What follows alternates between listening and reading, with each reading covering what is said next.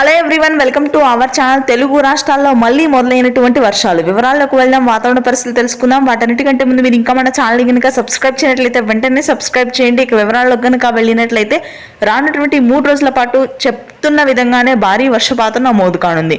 ముఖ్యంగా ఉత్తర తెలంగాణ, ఉత్తర కోస్తా జిల్లాల్లో అత్యధికంగా వర్షాలు నమోదవుతాయి. జిల్లాల వారీగా, ప్రాంతాల వారీగా చూసుకున్నట్లయితే ఆదిలాబాద్, ఆసిఫాబాద్, నిజామాబాద్, వికారాబాద్, మెదక్, సిరిసిల్ల, రంగారెడ్డి, జగిత్యాల, ఖమ్మం, భద్రాద్రి, కొత్తగూడెం ప్రాంతాల్లో ఈ రోజు రాత్రికి భారీ వర్షపాతం నమోదవుతుందని హైదరాబాద్, అమరావతి వాతావరణ కేంద్రం వెల్లడించింది. ఇక హైదరాబాద్ నగర ప్రాంతంలో కూడా భారీ వర్షాలు నమోదు కానున్నాయి.